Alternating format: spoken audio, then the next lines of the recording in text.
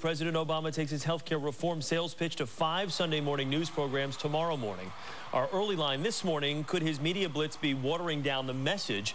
Here would answer some of those questions from Phoenix, Arizona's Republican strategist Ralph Reed. From Washington, Jennifer Palmieri, Deputy Press Secretary for President Clinton and a Press Secretary for John Edwards. And also in Washington, Michael Duffy, Assistant Managing Editor for Time Magazine. Good morning to the three of you. Good morning. Good morning. Ralph, let's start with you out in Phoenix right now. He is pulling out all the stops here. Is this media blitz a good idea?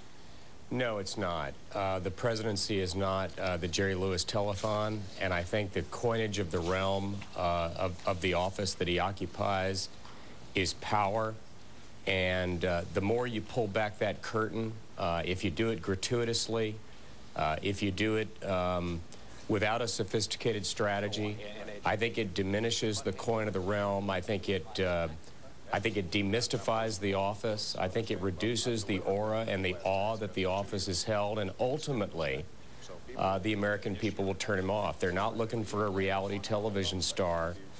They're not looking for, somebody who's going to be on TV every single night, or in this case, 5 times in one day. Yeah, and he has been on TV quite a bit lately, really pushing this message. Jennifer, let me ask you, do you agree with Ralph here? Do you think that the president could be diluting the power of the message here? No, there's a simple fact, which is that the more that the American people hear President Obama talk about his health care plan, the more support that there is for it.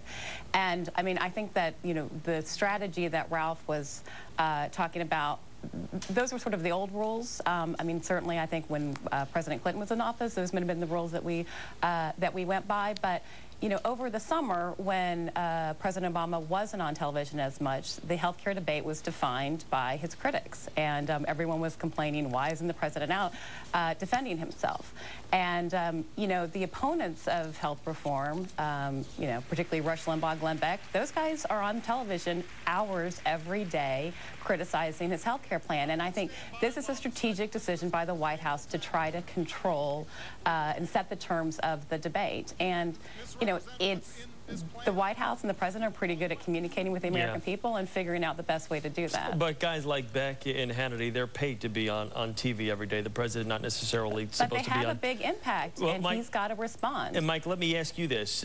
Fox News Channel is the one network that the president is not speaking with. They do very, very well. They've obviously got a very right-wing base and whatnot. And those seem to be the people he really needs to kind of reach out to here. How big a problem is this for the president to exclude one network like this? Well, I think anytime you exclude a network in a kind of hard-to-ignore way, it's probably a mistake, and it would be easy to do and take that story off the table. I think the debate that Bruce and Jen are having today is not unlike one they had at the White House all week long about whether to do this round of interviews, which were taped yesterday. They did have a debate about it themselves along the lines that we're talking about. But in the end, the group that prevailed has an almost evangelical faith in the president's ability to spread the gospel of health care. And that faction won, not without some hesitation, but this is also something they're doing. It's important to note here, because the president's going to New York later in the week. He's going to be out of the picture on health care. He's going to have a sort of foreign policy-based week as he heads to the UN. And so I think he wanted to lay down a pretty heavy push for healthcare before he disappears for a few days. All right, Michael, I'm going to start with you here. I'm going to give you each 10 seconds. How effective will this weekend be come Monday for this president? Let's say post-Letterman. How effective will this have been, this media blitz? 10 seconds each. Michael, I'll start with you. Well, I think the big problem the president has now isn't about speech-making. It's about getting Democrats to agree to a plan. They haven't got that yet. We'll see if this helps. Jennifer?